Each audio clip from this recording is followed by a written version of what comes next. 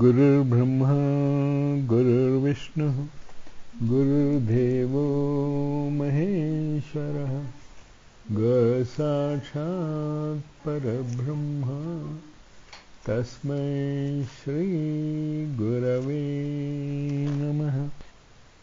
जय गुरुदेव.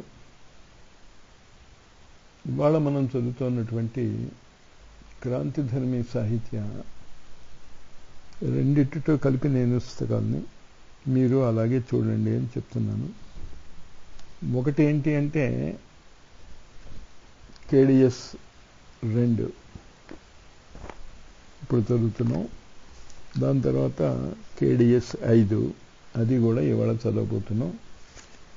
ఒకటి 21వ శతాబ్ది ఉజ్వల భవిష్యత్తు, రెండోది సత్యయుగ పునరాగమనము.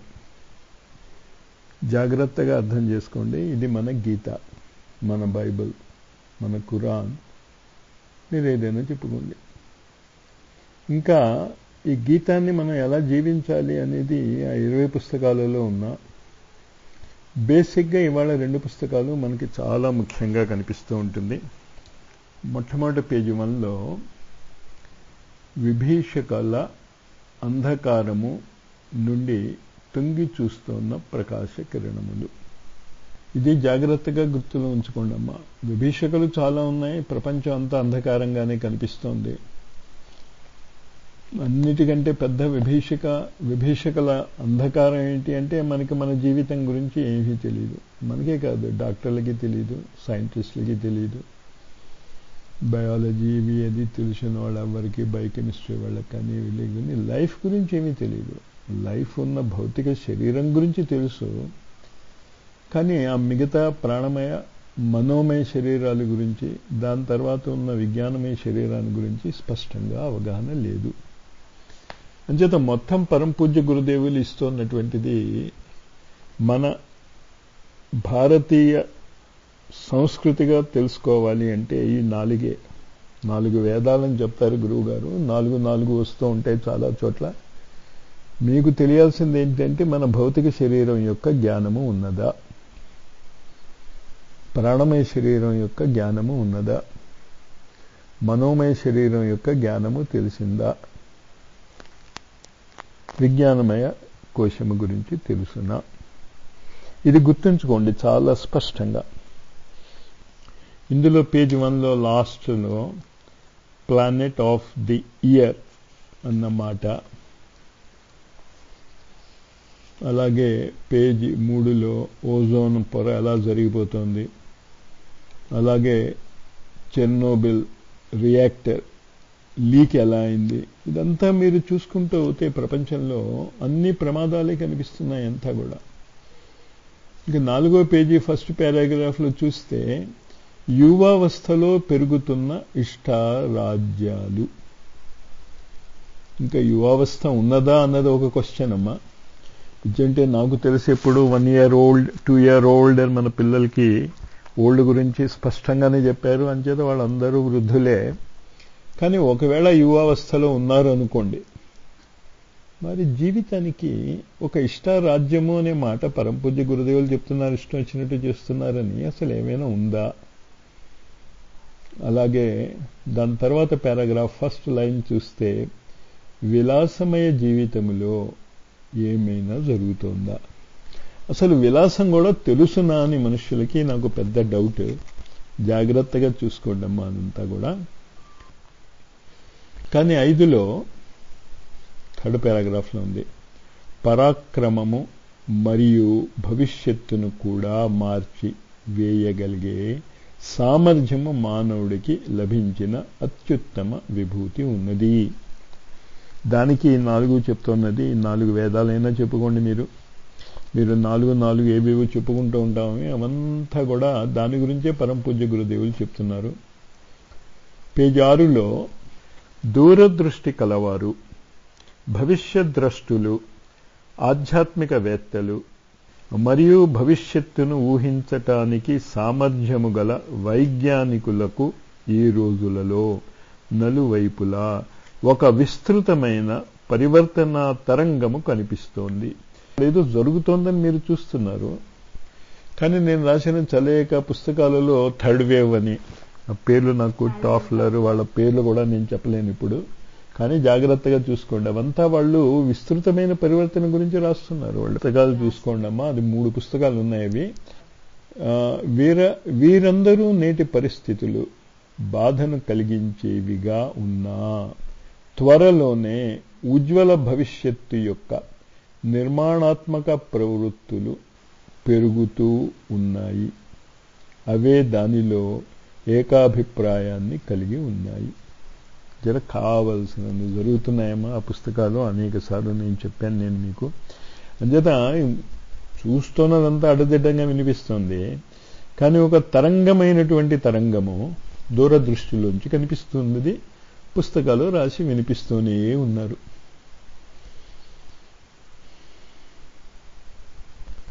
చేత పేజీ 8లో 2 పైన రాసిన 2 లైన్లు జాగ్రత్తగా చూసుకోండమ్మా.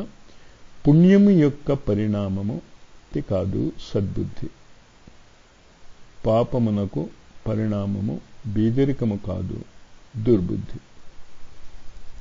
2వ చాప్టర్లో మానవీయ దుర్బుద్ధి నుండి మొలకెత్తిన నేటి సమస్యలు మీకు చాలాసార్లు చెప్పామమ్మా. ఇన్ని రకాల ప్రాబ్లమ్స్ ఉన్నాయో అన్నీ చూసుకోండి. వాటి గురించి మనం చెప్పేదే ఉందమ్మా. ఎన్నిసార్లు చెప్పినా అవి జరుగుతూనే ఉన్నాయి, కానీ అవంతా జరగటం అన్నది అంత ముఖ్యం కాదమ్మా. పేజ్ 14లో అక్కడ 2 దాంట్లో రాసి ఉంది చూసుకోండమ్మా. 3 పైన సుఖమును ఆనందమును బయట వెతుకుతారు. మనం ఎప్పుడైనా సుఖాన్ని ఆనందాన్ని బయటే చూస్తాం, కానీ అవి లోపలే ఉన్నాయి. శాంతి కొరకే వెతికేవారు ఆత్మర్ముఖులు కావాలి. ఇదంతా ఎందుకు చెప్పబడుతోంది అంటే మన జీవిత విధానం మారాలి. ఆ మారటానికి కావలసినటువంటి పుస్తకాలు ఆ యాంగిల్లో మనం ఆలోచించటానికి నా క్లాసెస్ ఇలాగే కంటిన్యూ చేస్తానమ్మా రేపు, దాని తర్వాత కూడా. కానీ ఇలా జరగదు. 3వ చాప్టర్ చూడండి. నిరాశ ఎట్టి పరిస్థితుల్లోనూ ఉండరాదు. అమ్మా అర్థమైందా మీకు అందరికీ? నిరాశ ఎట్టి పరిస్థితుల్లోనూ ఉండకూడదు. 19 చూసుకోండి, అక్కడ 4 పైన పేజ్ 19. ఎప్పుడైతే మానవుని లోపల ఉచితము మరియు అనుచితము అనే అంతర్ద్వంద్వము లేచిందో సుఖశాంతులు చాలా దగ్గరలోకి ఉన్నాయి.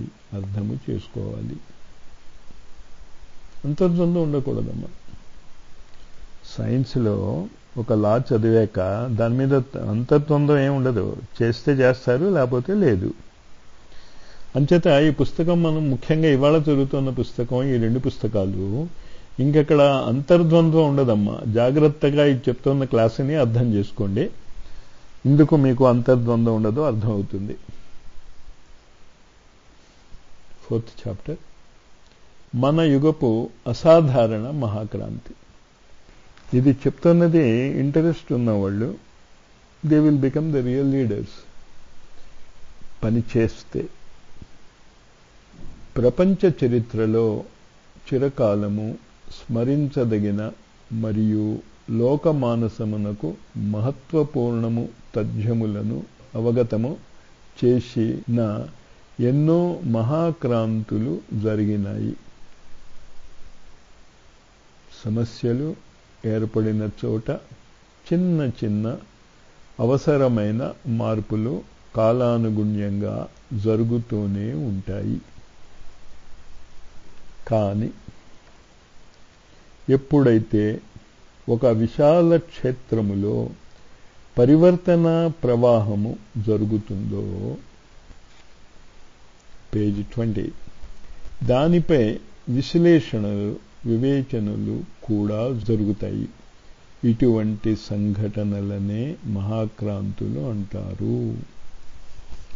పౌరాణికాల్లో అక్కడ హిరణ్యాక్షుడు వాళ్ళ గురించి అవంతా చెప్పినవన్నీ చెప్తూ ఇప్పుడున్న పరిస్థితి అలాంటి యుగసంధి కాలమే జరుగుతోంది అని పరమ పూజ్య గురుదేవులు చెప్తున్నారు. ఇంకా మనం దానికి ఏ విధంగా ఏ పని చెయ్యాలి అనే దానికి పేజీ 28లో అనేక సార్లు చెప్పాను. దాని గురించి నేను 28వ పేజీలో సమయదానము, అంశదానము, దాన్ని జాగ్రత్తగా అర్థం చేసుకోండి. దాన్ని దానము అని అంటున్నారమ్మా. దానము అంటే పనులన్నీ మూనుకుని అది చేయటం కాదు. మీకున్న టైంలో మీకు తెలియకుండా ఇవ్వగలిగేటటువంటి టైం చూసుకోండమ్మా. దానికి ఈ దానం గురించి చెప్పారు కదమ్మా గురువు గారు.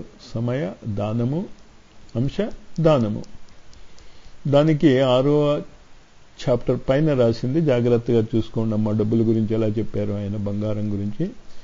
జీవితంలోని ఒక్క క్షణమును కూడా కోట్ల కోట్ల బంగారు మొహరీలతో కొనలేము.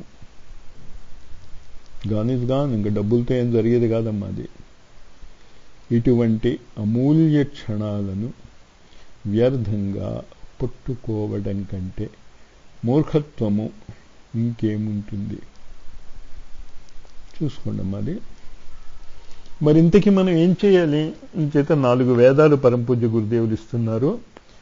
నిజంగా అవి 4 వేదాలు. దీన్ని మీరు చాలాసార్లు వింటున్నారు, కానీ వేదంగా ఉపయోగించుకోవటంలే. ఈ 4 చరణాల్లో మొట్టమొదటి ఇంగిత జ్ఞానము ఉంది అంటాం మనం.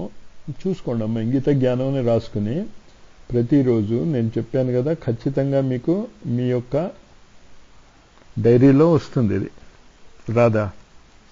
మీకు ఇంగిత జ్ఞానం ఎక్కడుంది ఆలోచించాలమ్మా. అది. రెండవది నిజాయితీ, మూడవది బాధ్యత, నాలుగవది సాహసము. ఇది పరమ పూజ్య గురుదేవులు మీకు ఇస్తున్నటువంటి 4 ఆలోచనే. దానికి చాలా స్పష్టంగా 23వ పేజీలో ఫార్ములా ఇచ్చేశారు. మీకు స్టాంప్ కూడా ఇచ్చేశారు, మీరు చేస్తే ఏమవుతుంది అని. మును అదృశ్యమును ఎవరైనా చూడగలిగితే వారికి ఆధారాలతో సహా సృజనతయే గెలుస్తుంది అనే విశ్వాసము కలుగుతుంది. నువ్వు చూడలేవు కదా, అర్జునుడికి తెలీదు. హ్యాట్ నేనేం చేయను అన్నాడు. అప్పుడు చూపించాడమ్మా ఇలా ఉంటుంది అని. అప్పుడైతే సరే, ఎవడో సంజయ ఏదో ఒక టీవీ చూపించాడమ్మా. పుస్తకాలు అవి ఉన్నాయో లేవో నాకు తెలీదు, కానీ ఇప్పుడు పుస్తకాలు ఉన్నాయి, ఇవంతా ఉన్నాయి, మొబైల్స్ ఉన్నాయి. వీటిని చూడగలిగితే, అదృశ్యమును ఎవరైనా చూడగలిగితే వారికి ఆధారాలతో సహా సృజనయే గెలుస్తుంది అనే విశ్వాసము కలుగుతుంది. ఆయన చూడగలుగుతున్నారు కనుక చెప్తున్నారమ్మా, ఇది చేసుకోండి, మీకు కావలసినటువంటి రాజసింహాసనాలు అవి మీకు ఇస్తున్నాము అని. దానికి 24వ పేజీలో చెప్పింది చూసుకోండమ్మా. 64వ పేజీ. చెప్పింది చెయ్యి, చేసేది చెప్పు. రెండిటికి మధ్య తేడా రాకూడదు. దానికి ఇందాక 4 చరణాలు చెప్పారు యుగ ధర్మానికి. ఇంగిత జ్ఞానము, నిజాయితీ, బాధ్యత, సాహసము. దీన్ని దేనికి ఉపయోగించాలి అంటే, ఇప్పుడున్నటువంటి వాళ్ళకి కాస్త మిగతా ఉన్నవాళ్ళు బుద్ధిబలాన్ని, శాసనశక్తిని, ధనశక్తిని వాడుతూనే ఉన్నారు వీళ్ళు. దీనితో దాటిన 25వ పేజీలో 3వ పారాగ్రాఫ్లో 3rd పారాలో ఉంది చూసుకోండి. First line. 4వ శక్తి పేరు ప్రఖర ప్రతిభ. దాన్ని డెవలప్ చేయాలి మీరు. ఈ చతుర్థ శక్తి అనే అభినవ ఉద్భవం ఇదివరకు ఎప్పుడు లేదు అని గుర్తుంచుకోండి. ప్రఖర ప్రతిభ అంటే మీరు డిఫైన్ చేసుకోవాలి, అర్థం చేసుకోవాలి అంటే ఓం భూర్భువస్వః దాటి తురియ స్థితిలో ఎప్పుడూ ఉండాలి. అది చేయటానికి కావలసినటువంటి నిత్యగత జీవితంలో ప్రతి క్షణంలోనూ ఇంగిత జ్ఞానం చూసుకుంటూ ఉండాలి, నిజాయితీగా ఉండాలి, బాధ్యతగా ఉంది, సహసత ఉంది. ఇది ఇంకా మీరు ఏదో సాధనలు అని అనుకోకండి అమ్మా. మీ నిత్యమైన జీవితంలో సత్యంగా ఏమేమి చేస్తున్నారో చేసుకోండి. అవి 4 ఉపయోగిస్తున్నారు లేదో చూసుకోండి అమ్మా. అప్పుడు సహజంగానే ప్రఖర ప్రతిభగా డెవలప్ అవుతుంది. దాని డెఫినిషన్ పేజ్ 26లో గురువుగారు స్పష్టంగా చెప్పారు. పేజ్ 26, ప్రఖర ప్రతిభ సంకీర్ణ స్వార్థపరత కంటే చాలా ఎత్తులో ఉంటుంది. అది ఎప్పుడు మీరు ఈ 4 గురించి డెవలప్ చేస్తున్నారు కదా, 4 గురించి ఇంగిత జ్ఞానం, నిజాయితీ, బాధ్యత, సాహసము, ఈ 4 వేదాలు మీకు. దీనికి ఆయన చెప్తుంది ఉపయోగించుకోండి మీరు. దీని సంకీర్ణ స్వార్థపరత కంటే చాలా ఎత్తులో ఉంటుంది. దానికి మానవీయ శ్రేష్టతపైనే దృష్టి ఉంటుంది. దానికి మానవీయ శ్రేష్టతపైనే దృష్టి ఉంటుంది. ఆదర్శముల పట్ల అనన్యమైన నిష్ఠ సమావేశమై ఉంటుంది. లోక కళ్యాణము మరియు సత్ప్రవృత్తి సంవర్ధన పట్ల దానికి గాఢమైన అభిరుచి ఉంటుంది. డెఫినిషన్ జాగ్రత్తగా చూసుకుని మీరు కావాలంటే ఒక పేజీ పెట్టుకుని ప్రతిరోజు ఇది రాసుకోండి. ఇప్పుడు రాసిందే ఇది రాసుకోవటం ఈజీ అనమ్మా. దీన్ని ప్రతిరోజు మీరు ట్రై చేయండి. పరంపూజ్య గురుదేవులు ఎప్పుడో ఒక మాట చెప్తూ ఉంటారమ్మా. ఇదేం 1 రోజు 2 రోజుల్లో ఏమంతా డెవలప్ అవ్వదు. కానీ మీరు రోజు ఇది చేసుకుంటూ ఉంటే కొన్ని నెలలలో గ్యారంటీగా అదేమో జరిగిపోతుంది. ఇంకంటే మీతో పాటు పరంపూజ్య గురుదేవులు కూడా మీతో కలిసి ఉంటారు కనుక. 26వ పేజీ మనం నుంచోవలసిందే చూసుకోండి మళ్ళీ. ప్రఖర ప్రతిభ సంకీర్ణ స్వార్థపరత కంటే చాలా ఎత్తులో ఉంటుంది. దానికి కావాలనుకుంటే ఒక గీతలాగా కంటిత చేసుకుని బైహర్డ్ చేసుకుని చెప్పుకుంటూ ఉండండి. ఇదంటే మీకు ఆ మాట ఏం చెప్తున్నారో మనకు అర్థమవటం. ప్రఖరమైన ప్రతిభ మామూలు ప్రతిభ కాదు. సంకీర్ణ స్వార్థపరత కంటే చాలా ఎత్తులో ఉంటుంది. దానికి మానవీయ శ్రేష్టతపైనే దృష్టి ఉంటుంది. ఆదర్శముల పట్ల అనన్యమైన నిష్ఠ సమావేశమై ఉంటుంది. లోక కళ్యాణము మరియు సత్ప్రవృత్తి సంవర్ధన పట్ల దానికి గాఢమైన అభిరుచి ఉంటుంది. దానికి ఎలా చేసుకోవాలో అని పేజ్ 31లో ఇంగిత జ్ఞానాన్ని ఆయన ఎక్స్ప్లెయిన్ చేశారు. 32వ పేజీలో నిజాయితీ అంటే డిఫైన్ చేశాడు. 33వ పేజీలో బాధ్యత అంటే ఏంటో డిఫైన్ చేశాడు. 34వ పేజీలో సాహసం గురించి చెప్పాడమ్మా. ఇది మళ్ళీ మళ్ళీ మళ్ళీ మన ఇంగిత జ్ఞానం ఉన్నదా లేదా చదువుకోండి. అవి ప్రతిరోజు మీ డైరీలో చూసుకోండి. నిజాయితీ, బాధ్యత, సాహసం, ఇది 4 ఈ 4 వేదాలకి ఇంకేదేదో చెప్పబడి ఉంది కదా ఇదివరకు అంతా. వాటన్నిటికంటే కూడా ఇది చాలా గొప్పది. అందుకే 36వ పేజీలో మొదట ఒక చిన్న టెలిస్కోప్ ఉంది. మన్యు అంటే పాజిటివ్ యాంగర్.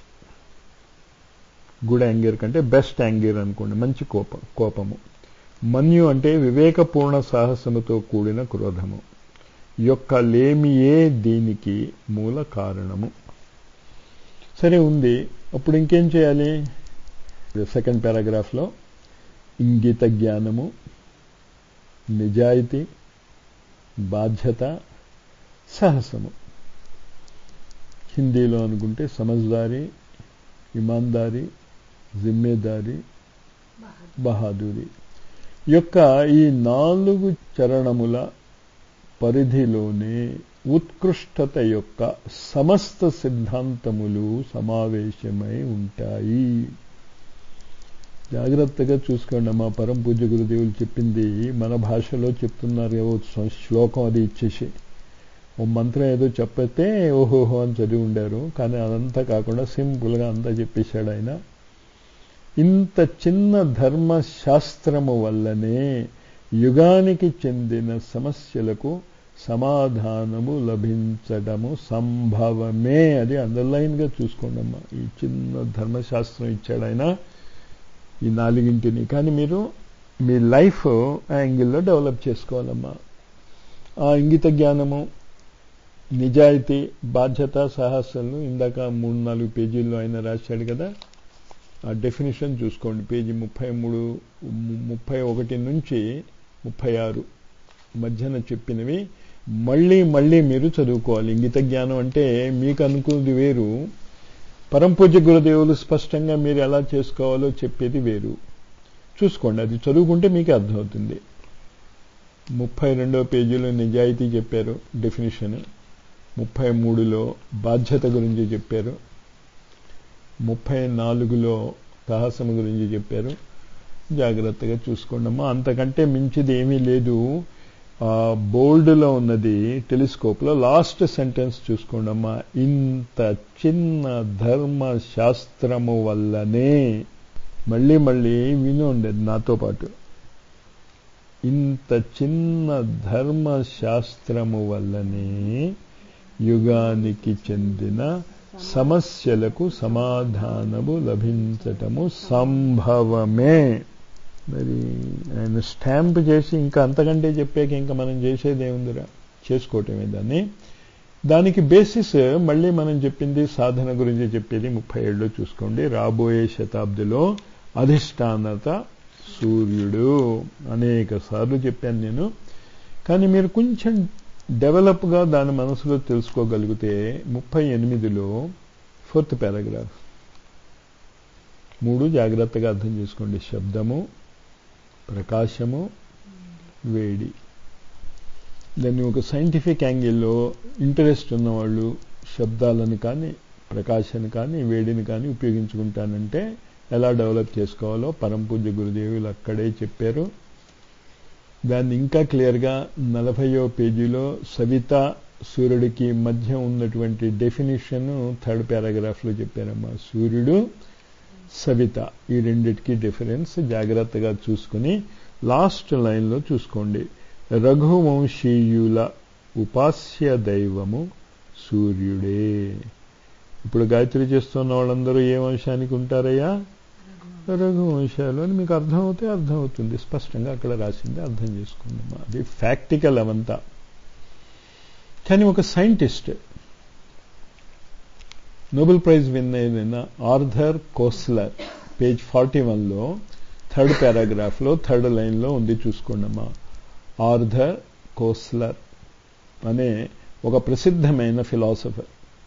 ఆయన ఏం చెప్పాడు అంటే, నవనీతలో అణ్వాయుధాల కంటే ఎక్కువ సామర్థ్యము సావిత్రి సవిత మంత్రమైన గాయత్రి మంత్రములో ఉన్నది. మరి ఆయన చెప్పాడు, ఆవిడ రాశాడు 1983లో. చూసుకోండమ్మా. అదే ఇంతసేపు పరంపూజ్య గురుదేవులు సూర్యుడు సావిత్రికి మధ్య ఓజస్, తేజస్, వర్చస్ ఎలా డెవలప్ అవుతుందో చెప్తున్నారు ఆయన.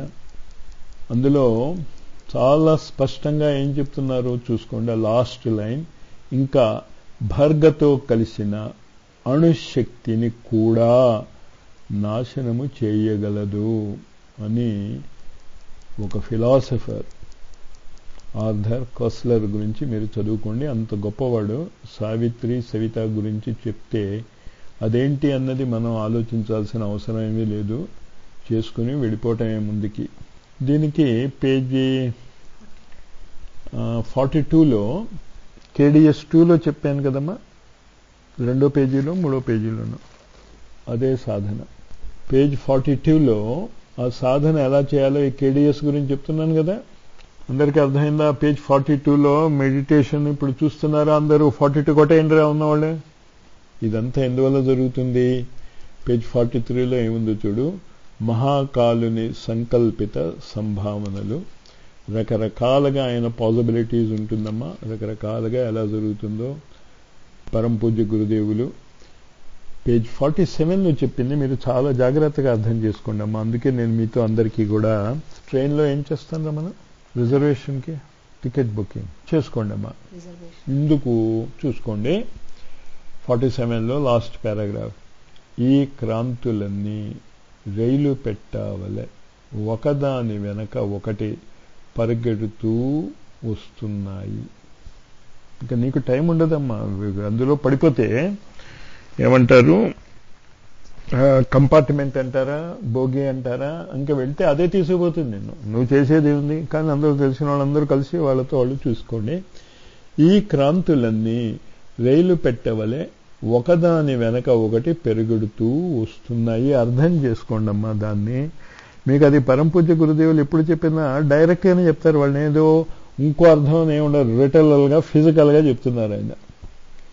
అవి ద్రుత గతిలో పట్టాలు పైన పరిగెట్టడం కళ్ళున్న ప్రతివారు చూడగలరు. చూపిస్తున్నాడుగా, చూసుకోండి అమ్మా. శ్రీకృష్ణుడు ఒక అర్జునుడికి చెప్పాడు. పరంపూజ్య గురుదేవులు ఇప్పుడున్న ఈ టెక్నిక్, ఈ పుస్తకాలు, వీటితో ఎవడు చూడగలిగితే వాడికి. ఇంకా మీరు చూసుకోవాలమ్మా దాన్ని. చేత దీన్ని మళ్ళీ మీ మనసులో ఎక్కడైనా రాసుకోవటం చాలా మంచిది. ఇందాక నేను చెప్పినట్టే 47లో ఈ క్రాంతులన్నీ రైలు పెట్టవలే ఒకదాని వెనక ఒకటి పరిగెడుతూ వస్తున్నాయి. అందులో ఇప్పుడు మీరందరూ ఉన్నారమ్మా, చూసుకోండి. ఈ వెబ్లో మీరు ఫేసెస్ అన్నీ కనిపిస్తున్నాయమ్మా, పేర్లు కనిపిస్తున్నాయి. మరి మీ రైలు పెట్టి మీది పరంపూజ్య గురుదేవులు చెప్పిన ఇది ఒక రైలు పెట్టి అని మీకు అర్థమవుతుంది. నేను ఏం చెప్తానమ్మా, మీకు అర్థమైందా ఏం చెప్తున్నాను? మనం ఈ కంపార్ట్మెంట్లో ఉన్నాం. ఇందుకు వెబ్లు అవి ఉపయోగపడతాయి. ఎలా ఉపయోగించుకుంటారో ఆలోచించుకోండి. ఈ క్రాంతులు ఎటు వెళ్తాయో కూడా చెప్పాడు ఆయన. ఈ క్రాంతులన్నీ రైలు పెట్టవలే ఒకదాని వెనక ఒకటి పరిగెడుతూ వస్తున్నాయి. అంటే ఒక క్షణం ఆగుతుందన్నమాట మీరు ఎక్కటానికి. ఎందుకు ఆగిందమ్మా ఆ ట్రైన్, ముఖ్యంగా భారతదేశంలో. అవి ద్రుతగతిలో పెట్టాలపై పరిగెట్టడం కళ్ళున్న ప్రతివారు చూడగలరు. జయ గురుదేవ్.